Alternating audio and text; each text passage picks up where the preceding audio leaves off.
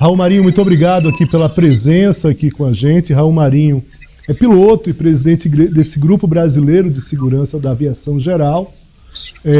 Raul Marinho já esteve com a gente aqui em outras coberturas de outros acidentes, inclusive já esteve comigo naquele acidente daquele helicóptero em São Paulo.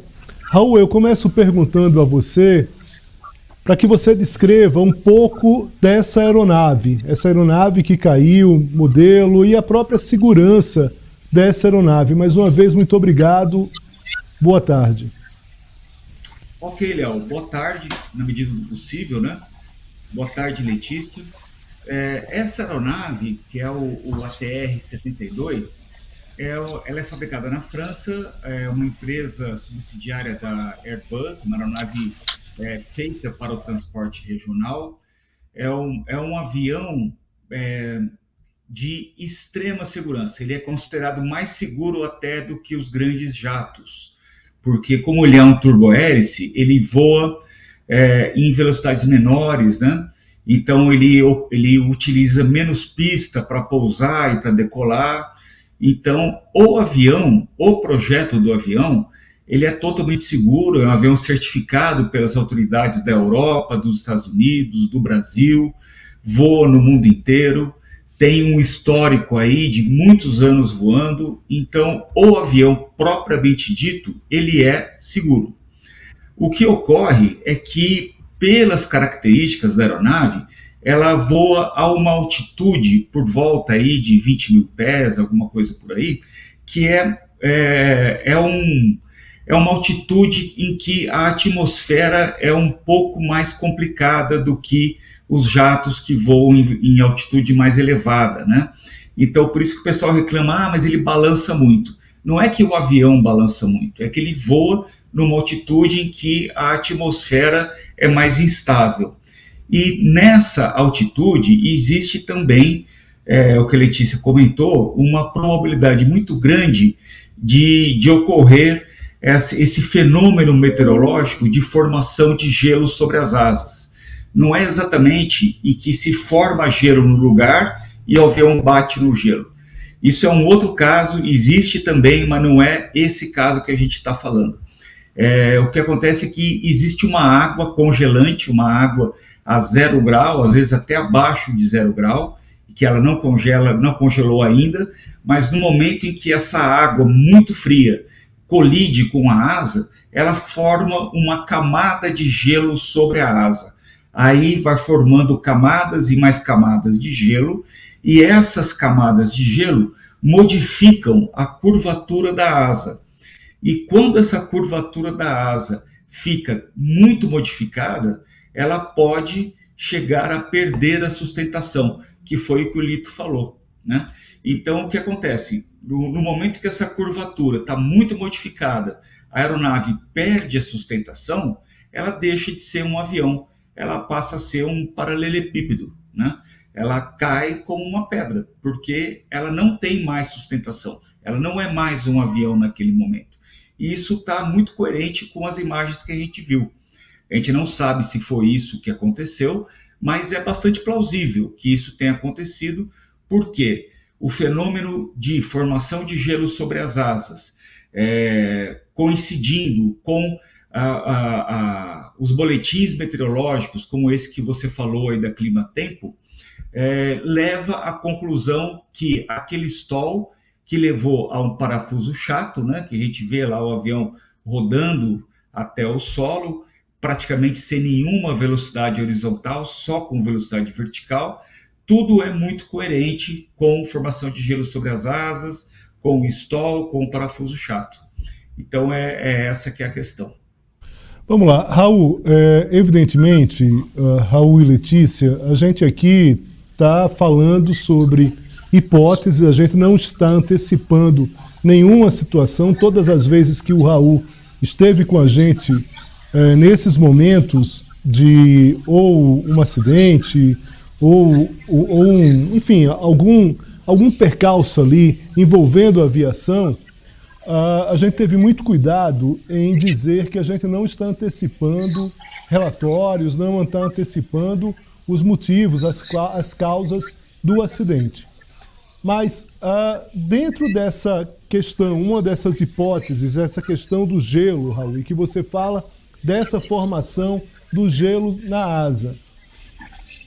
A pergunta que me ocorre, antes de passar para a Letícia, para que a Letícia também pergunte para você, é: se você tem serviços meteorológicos que acusam essas baixas temperaturas em determinado nível de altitude, em determinada altitude, se você sabe, por antecedência, que pode existir esse risco de gelo nas asas, não é a primeira vez que essa questão do gelo ela envolve, mesmo para leigos, acidentes aéreos. A gente lembra, no caso da Air France, teve também Exatamente. gelo envolvendo justamente aquela questão das informações ali para os pilotos.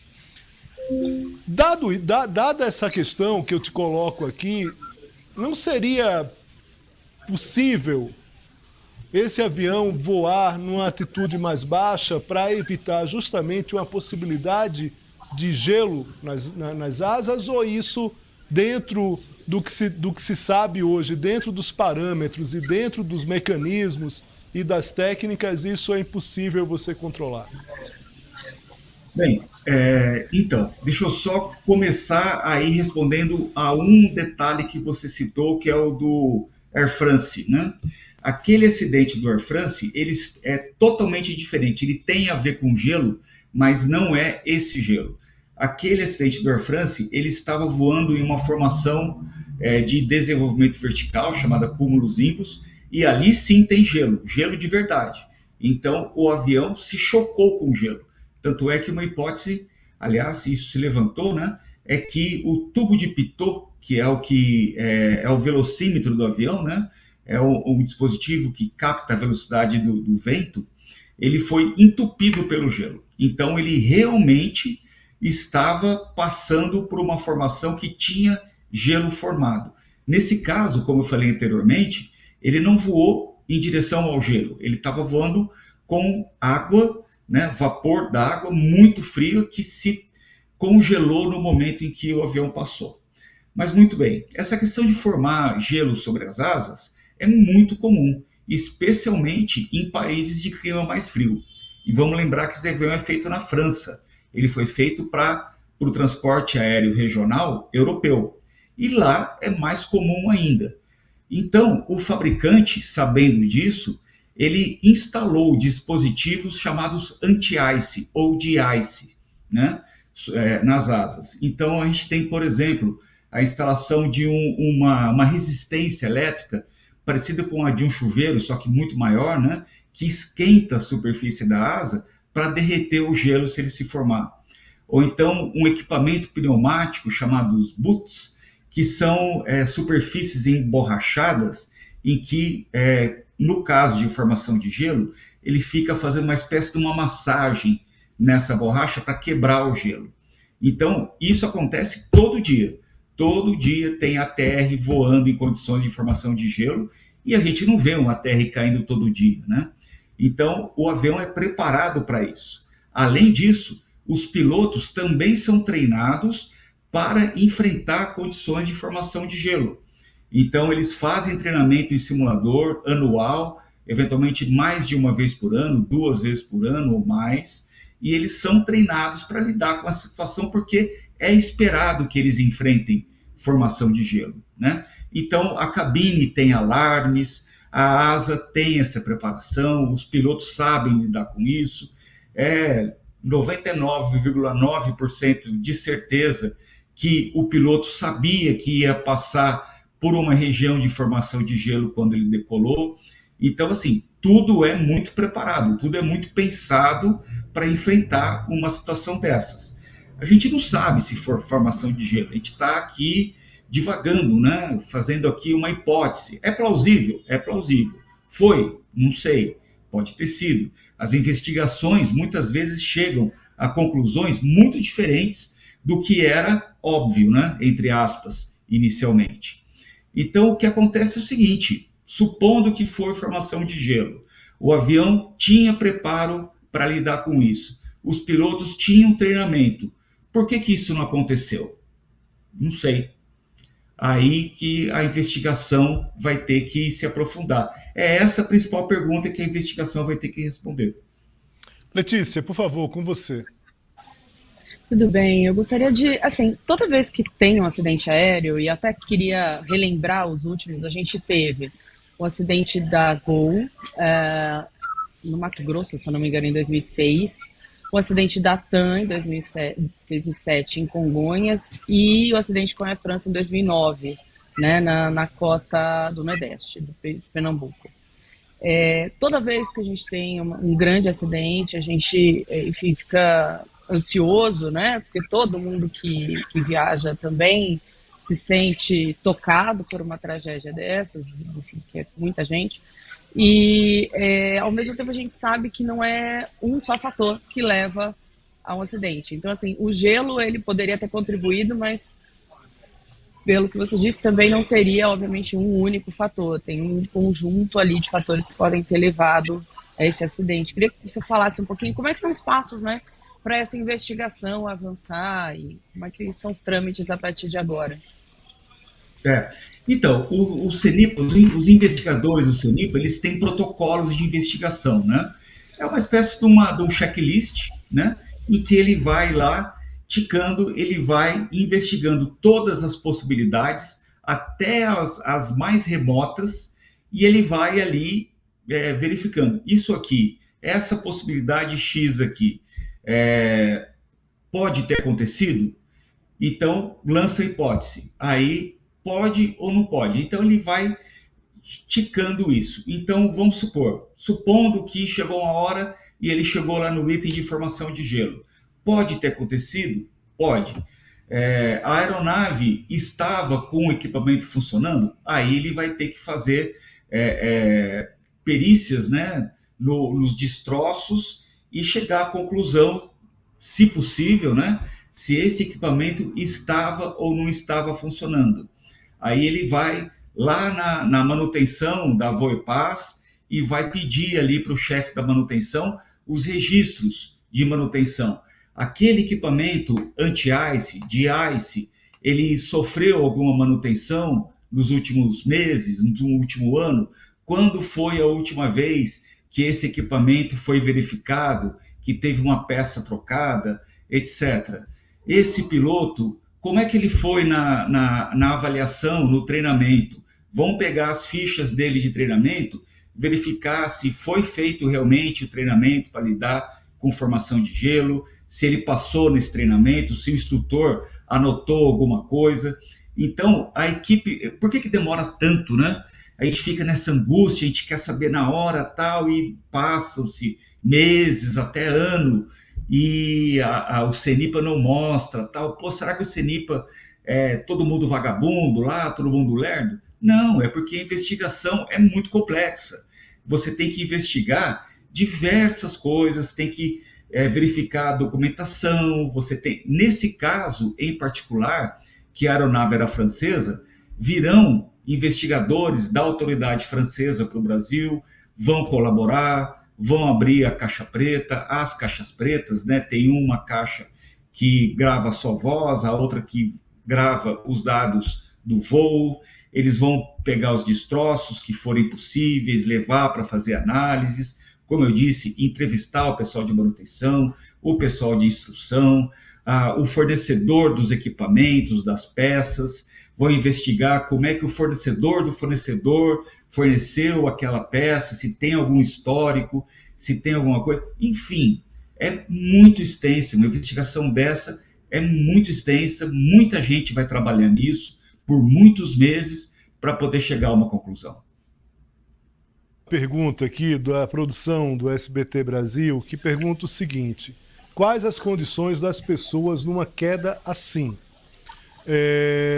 E aí, na verdade, e também eles perguntam, tem a questão da velocidade versus pressão, as pessoas tendem a perder a consciência e também os pilotos. Eu te pergunto isso pelo seguinte: num caso desse, quer dizer, te pergunto isso porque é uma questão aqui da produção do SBT, mas completando aqui é o seguinte: até que ponto, numa queda dessa, a gente está vendo as imagens, né, dessa queda, algumas das imagens mostram, essa imagem aí principalmente mostra, até que ponto o piloto e o copiloto aí, dado também a essa questão da consciência de manter os sentidos ali em alerta, eles conseguem, vamos dizer assim, atuar para tentar evitar esse desastre. Nesse caso em particular, ao que parece, né? Obviamente, mais uma vez, a investigação que vai levantar todos os detalhes e tal, mas ao que parece, não houve perda de pressurização na cabine, né? E eu não vejo motivo para os pilotos e mesmo os passageiros perderem a consciência. O que acontece é que o piloto, num parafuso chato, não tem muito o que fazer. É uma das situações mais difíceis de você resolver, é um parafuso chato. Normalmente, quando você entra no parafuso chato, você não sai mais. Existem aviões acrobáticos que entram em parafuso chato e saem, mas ele é feito para isso. Então, são aviões muito pequenos, muito menores, o piloto dá um tranco para frente, muda ali o balanceamento do avião e consegue sair. E ele treina muito para isso, né? E ele vai com paraquedas, se der algum problema, ele salta do avião. No caso de avião de passageiros, um avião maior, como é o caso do ATR, é impossível. Eu posso dizer que é impossível sair de um parafuso chato. Letícia, eu vou passar. Letícia, tem outras tarefas para tratar, mas eu vou querer uma última pergunta da Letícia. Mas antes, Letícia, tem uma atualização aqui, uma nota da Voipes, que diz o seguinte: a Voipes Linhas Aéreas informa a ocorrência de um acidente envolvendo o voo 2283, avião PS VPB, nesta sexta-feira, dia 9 de agosto, na região de Vinhedo. A aeronave decolou de Cascavel, Paraná, às 11h46, com destino ao aeroporto de Guarulhos, com 57 passageiros e 4 tripulantes.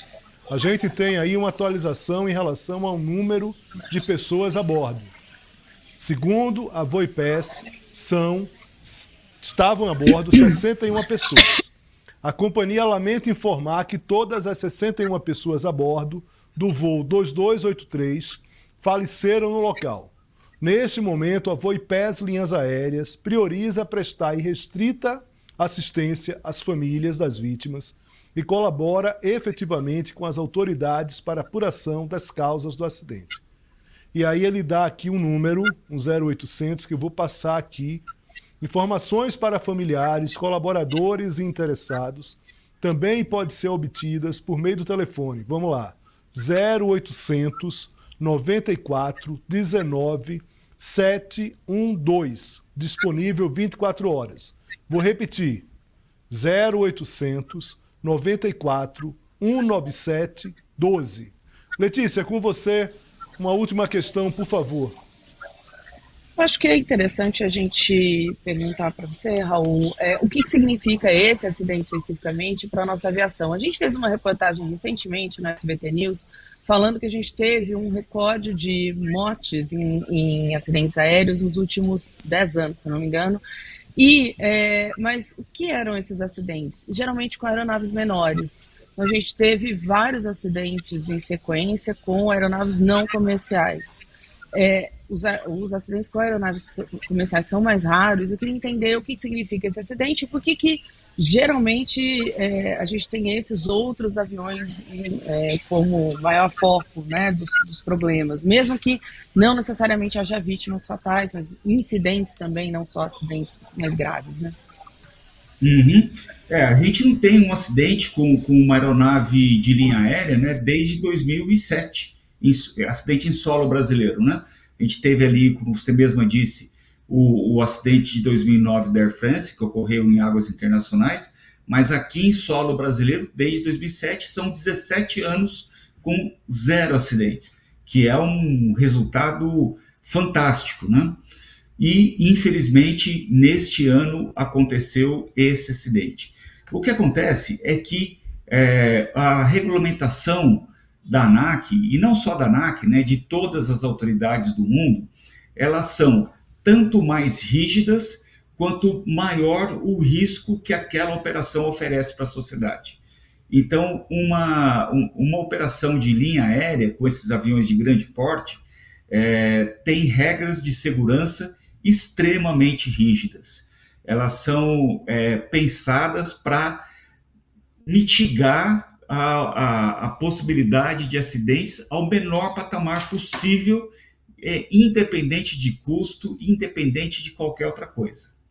Com as aeronaves de menor porte, existem regulamentos que são um pouco menos rígidos, embora ainda garantam uma qualidade de segurança bastante grande, que comparando com as regras para a aviação de grande porte, elas são menores. Mas, assim, em termos absolutos, elas ainda são bastante robustas, né?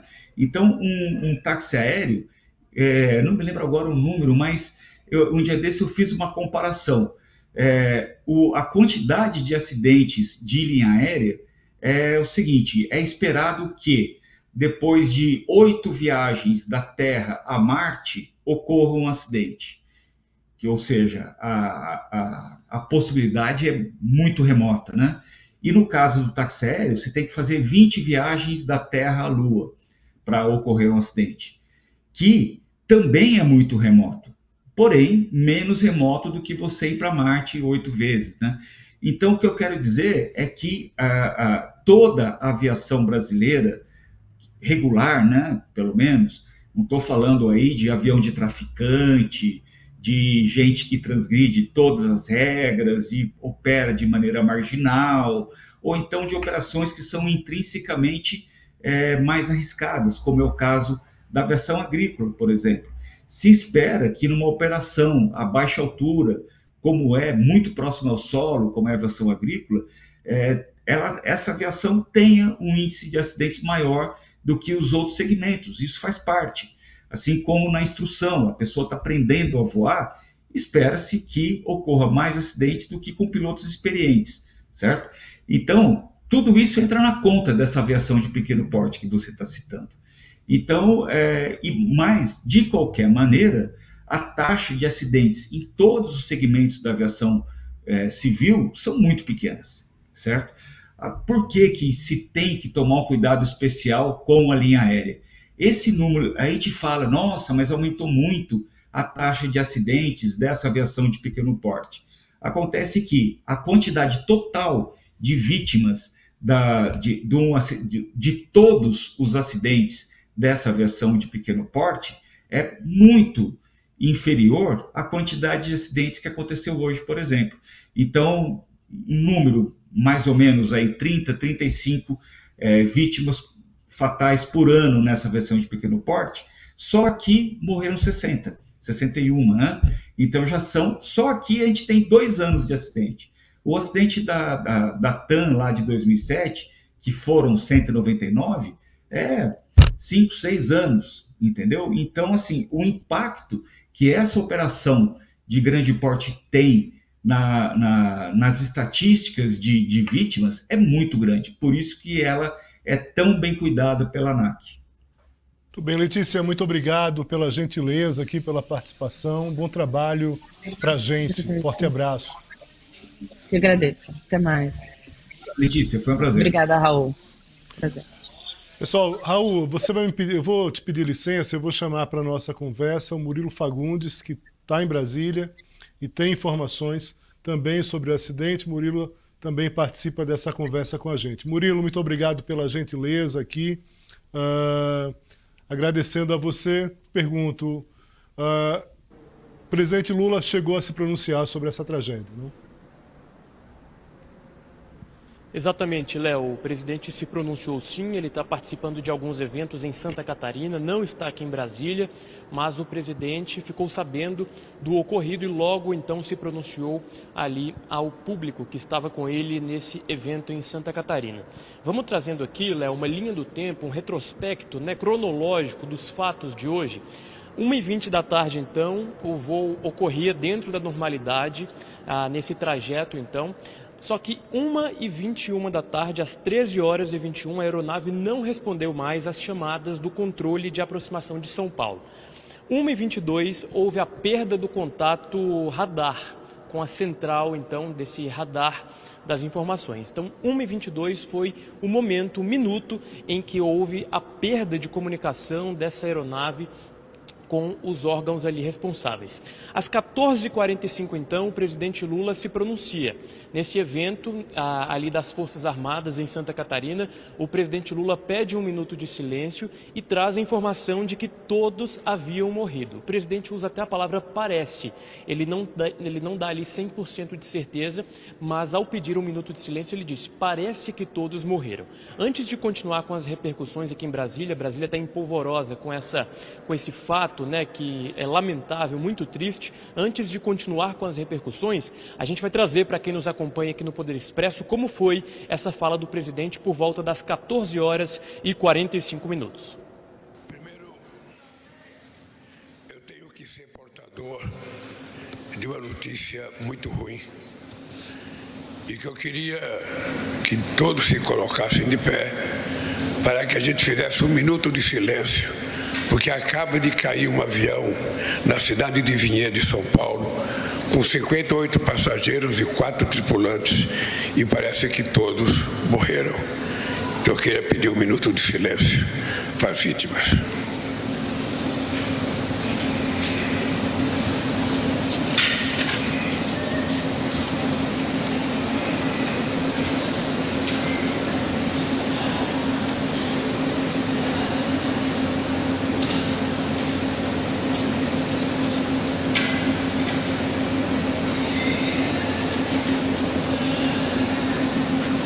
Muito obrigado.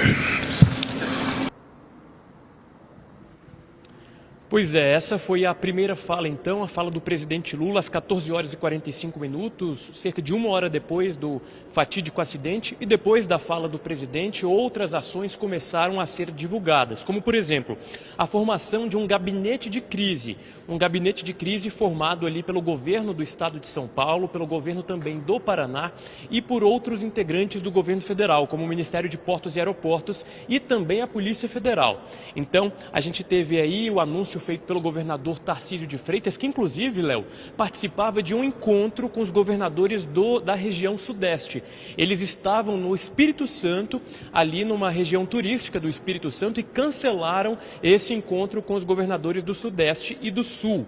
Estavam lá, por exemplo, o governador do Rio Grande do Sul, Eduardo Leite, o governador do Espírito Santo, o governador de São Paulo, o governador também Jorginho Melo de Santa Catarina. Esse encontro foi cancelado e então Tarcísio de Freitas seguiu para São Paulo. Quem também se pronunciou foi o ministro Silvio Costa Filho, de Portos e Aeroportos. Ele lamentou, claro, essa tragédia, disse que o Ministério está trabalhando nesse gabinete de crise formado tanto pelos governos estaduais quanto pelo governo federal. A PF, a Polícia Federal, também entrou com reforço nessa tragédia ali, enviando especialistas em acidentes aéreos, também enviando alguns de seus agentes para ajudar ali nas investigações. Tivemos também a repercussão aqui no Congresso Nacional. O presidente do Congresso, o senador Rodrigo Pacheco, se pronunciou.